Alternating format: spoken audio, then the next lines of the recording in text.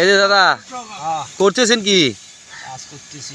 কি কাজ করতেছেন? এই তো রিপোর্টিং। কি রকম করে করেন দেখি তো। দুইটা গাছ একখানে করবো, এই যে করতেছি। আচ্ছা দেখান তো দেখি। এই রকম এই তো কি হলো এখন এটা? নেট পুডিং হয়ে গেল এটা।